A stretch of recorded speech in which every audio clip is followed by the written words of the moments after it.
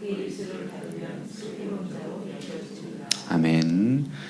네, 오늘 아침도 주님의 은혜 가운데 충만한 시간 되시기를 축복합니다. 여러분 혹시 미켈란젤로의 다비드상을 보신 적이 있으신가요? 다부지니까 선명한 눈매 그리고 손목에 힘줄까지 묘사될 정도의 정교함들. 이 조각상은요 사진으로만 봐도 전율이 느껴집니다. 높이가 5.17m입니다. 우리 교회 높이가 저 끝까지 하면 거의 6m인데요. 가득 채우고도 남죠. 압도적인 조각상입니다. 진짜 감탄스러운 것은 이 조각상을 생각해 볼 때마다 사실은 이 조각상은 단지 궤짝 모양의 대리석 돌덩이에 불과했다는 사실이죠. 이탈리아 카라라산의 대리석이라고 하는데요. 그마저도 이 대리석은 화가 도나텔로의 제자 두초가 예언자의 기둥을 조각하다 말고 40년 넘게 방치되었던 대리석이라고 합니다. 그런데 그런 무형의 그리고 무명의 돌 무더기가 천재 조각가의 정과 끌에 의하여 500년이 지나도록 지금까지 사람을 감동시키는 예술품으로 창조된 것입니다.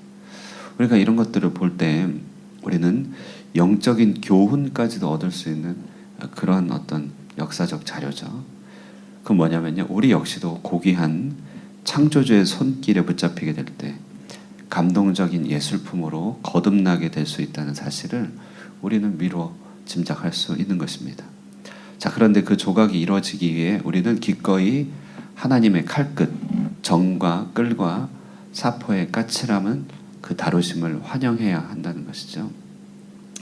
이런 이야기 드리는 이유는 이 잠언의 말씀이 바로 그 날카로운 조각가의 칼과 같은 그런 말씀이기 때문에 그렇습니다.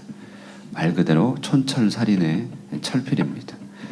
오늘 13절 말씀, 누구든지 악으로 손을 갚으면 악이 그 집을 떠나지 아니하리라. 정말 이런 정교한 말씀이 어디 있겠습니까? 인생에 흔들리지 말고 선을 추구해야 되는 것이 얼마나 중요한지, 혹여라도 악으로 기울어져 누군가의 선을 뒤덮게 된다면 그 악이 자기 자신에게 떠나지 않는다, 이런 말이죠. 정말 정교한 말씀입니다.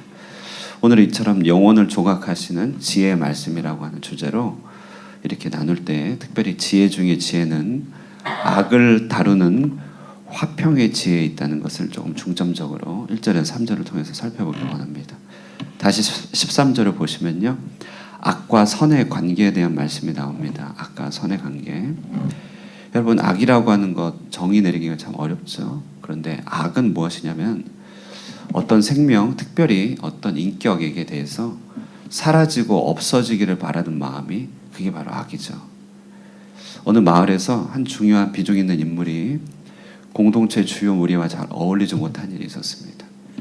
그러다 보니까 사람들의 마음이 일부가 이분이 좀 이 공동체에서 있질 않기를 바라는 거예요. 없어졌으면 좋겠다, 이런 마음을 품게 된 것이죠. 근데 이제 명분이 없던 차에 마침 이분이 개인 행실에서 덕스럽지 못한 것으로 추정되는 행동들이 몇몇 사람들의 눈에 띄게 된 것이, 덕스럽지 못한 행동도 아니고 덕스럽지 못한 것으로 추정되는 행동들이 눈에 띈 것이. 자, 그럼 이때 이제 세상의 정신, 악의 정신은 어떻게 합니까, 여러분?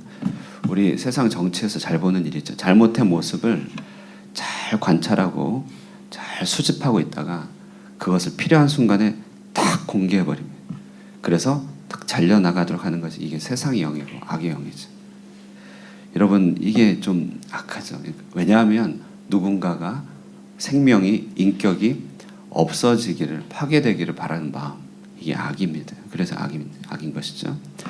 반면에 선은 무엇입니까? 선이라고 하는 것은 반대죠. 다윗을 통해서 잘 나타났는데 다윗은 사울에 대해서 그렇게 행하지 않았다는 것이에요. 사울을 몇 번이나 죽일 기회가 있었음에도 불구하고 살려줬습니다. 또한 문제가 많은 사울이 길보아 산에서 딱 죽었을 때 잘됐다, 자기도 모르게 피어오르는 어떤 참기름 냄새, 이런 거 없었고, 사울이 비록 잘 못 살았지만 그가 하나님 안에서 잘 살게 되었을 때 마땅히 받았었어야 되는 영예를 그가 누리지 못하여서 그 끝이 좋지 않음에 대해서 진짜 안타까워했습니다. 너무너무 슬퍼했어요.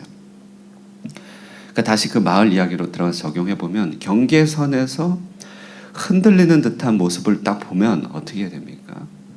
그러면 안전한 울타리로 넘어지지 말라고 부축해서 끌고 와야 되는 것이 선이라는 것이에요. 그래서 주님은 양으로 생명을 얻게 하고 상한 갈대를 어떻게 한다고요? 꺾지 않으시고 꺼져가는 불을 후 불어서 끄지 않고 그것을 도와줘서 불붙게 한다는 것이. 그런데 이제 그 한 사람은요 그것을 드러내어서 흔들흔들하는 사람을 넘어진 것으로 간주하고 밀어 넘어뜨렸다는 것이.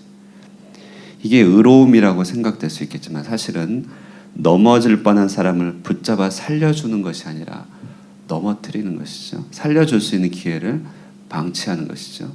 미필적인 악이죠. 고의적인 악이 되기도 하는 것입니다. 그래서 이게 악이라는 것이죠. 우리 마음에 그래서 흔들거리고 넘어질 만한 사람들을 그런 사람들을 볼 때 우리가 도와서 안전한 울타리로 끌어오고자 하는 마음을 품는 게 선의 훈련인 것입니다. 만약에 이렇게 이제 그런데 여러분 악은 악을 불러일으킵니다. 당연히 이 일을 당한 이와 벌인 사이에 다툼이 생기는데 왜냐하면 죽고 싶은 마음이 있는 사람은 아무도 없거든요. 예. 마지막 생명이 붙어 있을 때까지 살고 싶지 죽고 싶은 마음은 아무도 없어요. 그러니까 살게 해야 되는데 결국은 다툼이 벌어지죠. 그리고 두 견해 사이에 있는 사람들이 논쟁하면서 순식간에 싸움이 커져가는 것입니다. 14절 보시면 14절 다투는 시작은 둑에서 물이 새는 것 같은즉 싸움이 일어나기 전에 시비를 그칠 것이니라.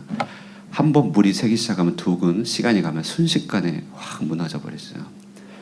이렇게 살아있는 자가 죽기를 바라는 마음, 꺼져가는 자를 살려내려 하지 않는 마음, 이것이 악으로 역사하는데 악에는 반드시 죽어라 마라 하는 다툼이 생기고 다툼이 한번 시작되면 뚝이 어느 순간 허물어지듯 주워 담고 돌이키기 어려운 상태가 되게 된다는 것이에요.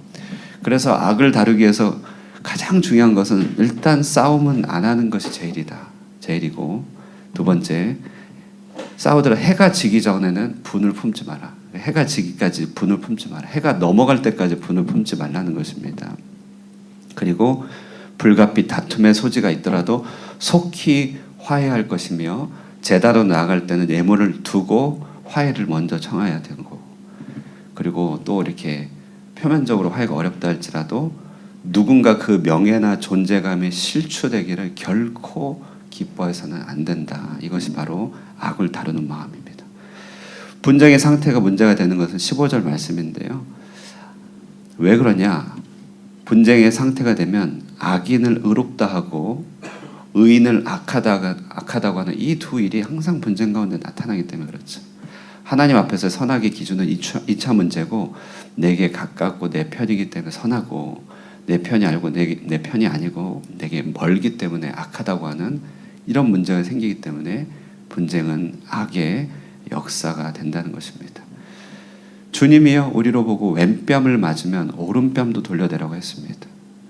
누군가 억지로 오리를 가져가면 심리까지 가라고 합니다. 겉옷을 달라 하면 속옷까지 내어주라고 하십니다. 자, 이건 뭐냐면요 우리로 하여금 바보가 되라 이 말이 아니라 이 모든 주님의 명령은 뭐냐면 선으로 악을 막아내는 화평의 지혜이기 때문에 그렇습니다. 주님이 그렇게 하셨죠. 주님이 배반당하고 멸시당하고 조소 모든 불경스러운 죄를 다 당했지만 대신 욕하지 않으시고 어떻게 했죠? 희생으로 죄를 덮어주셨다는 것이 가려주셨다는 것이죠. 이것을 우리는 개인적으로 사랑이다. 우리로서는 사랑이다 이렇게 말하지만 이런 희생으로 죄를 덮어주는 이것을 잠언의 맥락에서 보면 지혜 중에 지혜라고 말하는 것입니다. 옛말에도요 미운 놈 떡 하나 준다 이렇게 말하지 않습니까? 미운 놈 떡 하나 더 준다. 다시 말해 상대가 악으로 내게 다가올 때면 어떻게 합니까? 도리어 내 선을 위축시키지 않고 화평의 의를 이루겠다고 선언하라. 쉬운 말로 미운 놈에게 떡 하나 더 줘라 이런 얘기인 것 같습니다. 지혜인 것이죠. 지혜. 오늘은 특별히 13절에서 15절 중심으로 영혼을 조각하시는 하나님의 지혜 그 중에 악을 다루는 화평의 지혜에 대해서 잠시 묵상해 보게 됩니다. 나머지는 훑어 읽으면서 좀 이렇게 생각해 볼 것이 있어서 간단하게만 훑어 생각해 보겠습니다. 16절에는 이런 뜻입니다. 미련한 자는 손에 돈이 있어도 지혜를 살 마음이 없는데 어떻게 지혜를 얻겠느냐. 지혜를 살 마음이 없는데 기회가 온다고 지혜를 얻을 수 있겠느냐. 이런 얘기고요. 17절 말씀은 친구 관계와 형제의 관계는 아무리 못해도 삶의 보험이 아니냐. 그거라도 생각하면서 관계가 비록 힘들다 할지라도 관계에 소홀히 여기지 말 것을 당부하고 있습니다. 18절은 실속 없는 책임감은 누구에게도 도움이 되지 않음을 말해주고 있고 19절은 번역이 참 어려워서 문장 자체가 좀 모호합니다. 해석이 어렵고요.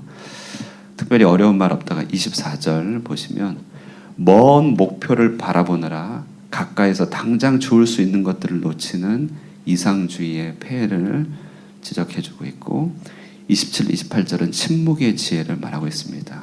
대화의 여백을 누릴 줄 아는 마음들. 무엇보다도 내 육성이 내뱉는 소리를 멈추고 제갈 물리고 성령께서 말하게 하실 때까지 기다리는 그런 보조를 성령의 보조를 맞추는 인내가 침묵의 지혜인 것이죠. 무조건 말을 안 하는 게 침묵이 아니고 육이 내뱉는 소리를 잠시 멈추게 하고 조용히 시키고 성령께서 말하게 하시기까지 기다릴 줄 아는 마음, 또 성령과 더불어 하는 마음이 이게 침묵입니다. 우리는 이런 놀라운 경고들을 통하여 화평의 지혜를 넘어 선의 영향과 선의 축복이 누적되고 축적되는 것을 배우게 될 것입니다. 말씀을 맺겠습니다. 우리 하나님은 미켈란젤로의 손보다 훨씬 더 정교하고 훨씬 능하고 완숙한 조각가임을 우리가 믿습니다. 조각가 하나님이 우리를 향하여 그 조각을 하실 때 그 조각을 위한 그 정과 끌로 사용하시는 이 지혜의 말씀, 무엇보다도 악을 다루어 화평을 이루는 선의 지혜를 잘 배우고 오늘 하루도 하나님의 형상으로서 아름답게 빚어지는 하루가 되시기를 주님의 이름으로 축원드립니다. 기도하겠습니다. 은혜로우신 하나님 아버지 감사합니다. 오늘도 우리를 조각하시고 하나님의 형상으로 빚어가시는 주님의 손길 앞에 우리 자신을 온전하게 내어 맡기고 의탁드리길 원합니다. 주께서 그 정과 끌로 우리를 다루실 때 때로는 그것이 아프고 때로는 우리 마음에 찔림이 되지만 그러나 주께서 우리를 아름다운 조각으로 빚으시고 하나님의 형상으로 드러내실 것을 믿고 알기에 주님의 지혜의 말씀, 교훈의 말씀을 마음에 새기며 우리의 뼈에 새기기를 원합니다. 하나님 무엇보다도 선으로 악을 이기는 화평의 지혜를 얻게 하여 주시고 일상 가운데서 늘 항상 지혜를 선택할 수 있는 명철함도 허락하여 주시옵소서. 이 하루도 하나님의 지혜 가운데서 충만한 하루를 보내게 하여 주시고 하나님께 영광을 올려드리며 우리의 삶에 선의 축복으로 가득 채워지는 은혜의 역사가 넘치게 하여 주시옵소서. 오늘 하루를 의탁드리고 주님 영광 받아주시기를 원하며 살아계신 예수님의 이름으로 기도드리옵나이다. 아멘. 오늘 말씀과 같이 조각하시는 주님의 손길에 우리 자신을 온전히 맡기도록 기도하시고요. 또 교회를 위해서 기도해 주시고 기도가 필요한 우리 주변의 성도들을 위하여 그 응답이 있기까지 우리 함께 마음을 같이 하여서 함께 기도해 주시고 개인의 기도 제목으로 기도하고 돌아가도록 하겠습니다.